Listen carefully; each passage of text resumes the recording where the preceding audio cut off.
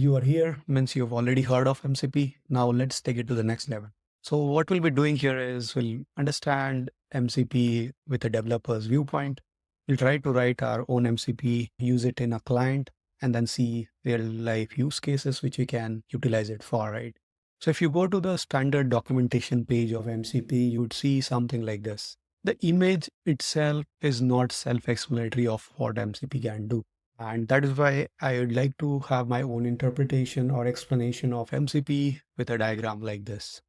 What we are trying to solve here is a very old school problem, right? So you have your PC over here, and then you want your PC to communicate with, say, some of the external devices, can be a pen drive, SD card, or external devices, right? And there's no way that your PC can directly talk to all of these devices, being their format being different. What do you do? So you use an adapter like this, which knows exactly how to talk to those devices. Adapter will take care of how to convert it into a format which your PC can understand. And we can use the same analogy in case of MCP, right? So let's say we have clients like Cursor, Claude that are trying to use these LLMs. And then LLMs in terms are very limited of what functionality they can do and what they can answer to the client. And let's say we wanted to give them some extended functionality of using some API stores or database and then getting more enriched answers to the client, right? That's what we are trying to solve here. So MCP servers are giving a way for LLMs to communicate with multiple services, which can be in a different format. So you can have a server which is like legacy code base. You can have a Redis store which is running in a different format altogether, and then database which runs in a different format. But altogether, this MCP servers that you are constructing will give your LLMs the power to talk to all of these utilities. So now let's see how we can build our own MCP server, right? We'll take an example that you're seeing here, right? We'll try to give Cursor the power to communicate with the Redis store that we have running locally on Docker. We will build this MCP server using JavaScript or Node.js. Let's dive deep into it. So we have a MCP server which talks to the Redis, and any client like Cursor or Langflow who wants to get the data from Redis will use this MCP server as a medium to communicate. Now, there are a few things related to this MCP server which we should know about. So there are certain protocols which it might use. So it can either use like standard IO or like server sent events. In our case, we'll be using this standard IO. And then there is the terminology known as tools. So tools are basically what operations your MCP server can do. So in case of Redis, it's very clear you can like either set keys, get keys, or increment, decrement counters and all the functionalities that a standard Redis can provide. So let's see how we can actually implement this kind of MCP server. So this code, you can get it from any standard MCP server code bases, or I'll add the link in the description. So first of all, what's happening here is we are trying to connect to the Redis. So now currently this Redis that I have hosted is running on the Docker over here, if you see. So I have a Redis running and it is on the port 6379. Okay. So what I'm telling it is I want a Redis client which will connect using these details. Now, ideally what I want to tell, this is the name of my MCP server, this is the version, and what are the utilities that my server is providing. Utilities or tools, you may say, are the functions which an LLM can call based on its inference of intent. So whenever an LLM understands that I want to say set a key value pair or in the Redis, right, it would call this method, and then this is the function that would be executing. So this might look a bit complex, but what we are basically trying to say to the LLM is, okay, when you get an intent of, say, you want to set some key value pair, execute this function. Now, LLM does not know how this is being done, right? So it only knows that if this is the case and this is the intent, I'm going to execute this. I think this is the abstraction layer that we are adding on. So this again is the standard Redis client that we connect with in any Node.js code base, where you'll set the key and the value based on whatever is being passed. Now it is the responsibility of the LLM to pass this key and value, and then it will be set on the Redis that we connect. So that being said, I think you can have similar tools for get, set, and all the other activities that we can have. So let's see how we can test this out, right? So you can always test out MCP server like this by running it like this. And whenever it is started, it says like it has connected to the Redis and it's ready to listen on the standard IO. But how do you actually connect this to cursor? Meaning you have this source code, and the question is, how do you use this MCP server to connect to multiple clients? So when you want to add this locally developed MCP servers to your cursor, you would need to go over here in the settings and then go to MCP. So initially you'll see there's no MCP server installed over here. And just to verify, right, before we even add the MCP server, if I ask it, can you tell me if any keys are set in Redis, just check what answer it will give. So this will be very generic answer, which LLM might give me, which is, okay, you can plan this command, that command, and then this is all the things that you can do, right?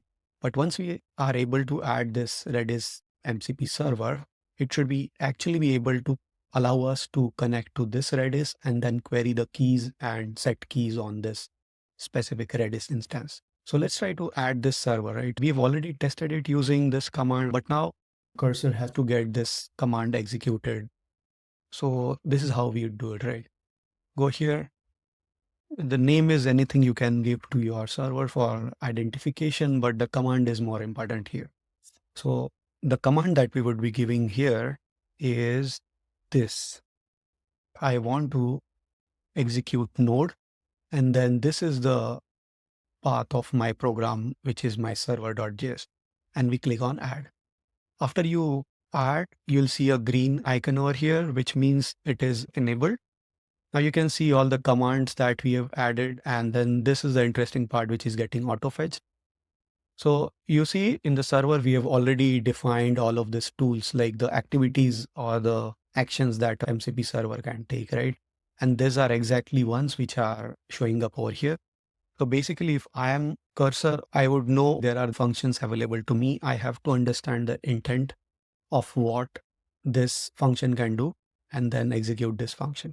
So let's try to now see what the LLM might return us if we ask the same question again, which is, can you tell me if there's any keys are set in Redis, right? We'll just copy the same question and ask it again. Now you see how it queried the MCP tools, and in the MCP tools also just observe what it has done. So it had queried this Redis keys, which is like the actual function that we've mentioned over here, keys, and then it will retrieve all the keys from the Redis, right? So it basically what's happening here is cursor via this LLM that's mentioned over here is able to understand, okay, this is the function that we have to execute and get the result from. So what it says is based on the result, it appears that there's currently no key set in the Redis instance. Let's try to see if we can set some key in Redis, right? Just via the chat. And this is where your MCP servers are very powerful. Right now, I can say add key name, value, dev, base, h key, right? I didn't even give it the hint of whether I want to add it to Redis, but it picked up the Redis set and it set up the key and the value for me. Now, this might look very simple example, but just imagine if this is happening with configs that you're trying to set or any values in the database that you're trying to access. You can directly do it from your cursor window without even going anywhere. So I think the benefit of using MCP servers in cursor at least would be that you don't have to switch your screens from cursor. You can do all your activities just from the cursor window.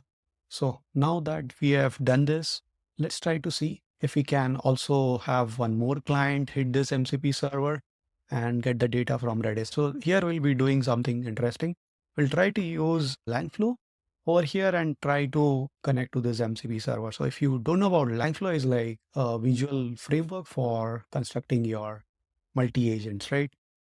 You can go on to this installation steps, and there are two versions of Langflow. One is like local version, and then you have a deployed version. So for this test, I think a local version is fine. After doing the steps, you would see it running on this port locally, something like this. So I already have a flow created. And so just to explain what's happening here is I have an agent running, which is using OpenAI. This model, it has my API key configured. If you give some input to that agent, it will give out. Okay. So if we start a new session here, if I say hi, it would return me the response to hi. Okay. And if I say, do you know of any keys in Redis, it will probably have no clue of what's required because it has no context to the Redis MCP that we have set up, right? So it will give me like standard data based on the LLM training. Now let's try to add something over here, right? So we'll give this agent the access to our MCP server with this component, okay, which is this MCP tool that they are providing. So now what this MCP tool is doing is accepts the same command that we can give, which we have configured in Cursor. But the interesting part here is you don't have to write the code. You can just try to test if this is good. And if you see a green check mark, this is all good to connect. And then if you see from here, I can give this as a tool to this agent, which means my agent, whenever required, based on the intent it identifies, can use this Redis MCP tool that we have done. So let's try to now run this and then see if we are able to get response on the same query that we made. So we'll ask, do you know of any keys in Redis?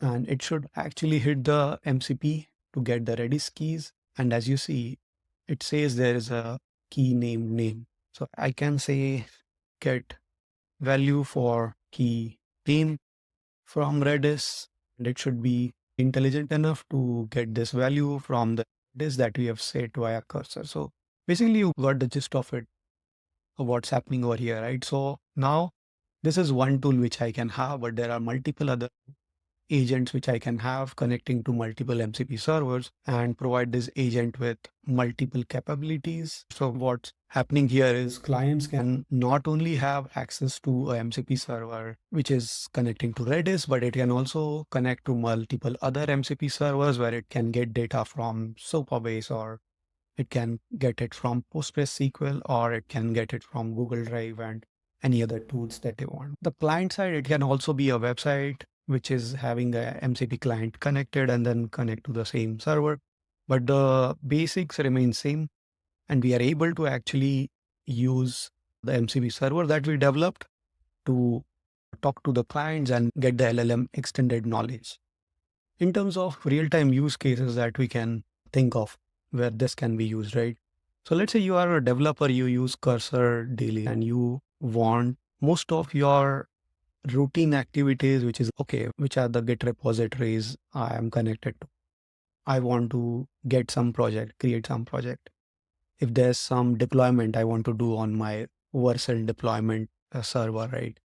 Get details about it. Or I want something which is related to testing. So I can have some libraries like Puppeteer, take screenshots, do some activities on a web browser, and then after the testing, give me the results in the cursor window itself. All these use cases can be solved via these MCP servers.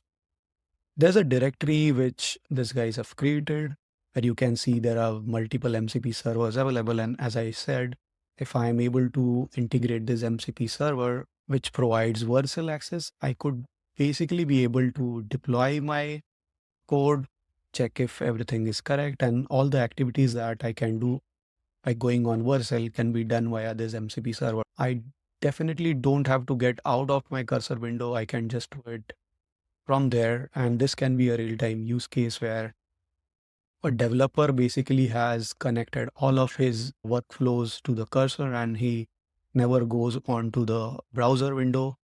So that is one use case. Then the next use case that we saw of Langflow, which is like creating multi-agent flows, is very standard, wherein I can not only have one MCP server connected, but I can have multiple agents or multiple MCP servers connected, and that might act as a source for the agent to take decisions. So let's say an agent might be able to, based on the conversations, try to connect to Slack and alert your development or support team about some issue being triggered.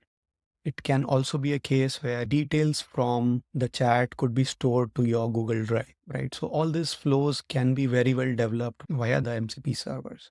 I hope this has been helpful and you were able to get some more insights. That's about. Thank you for watching.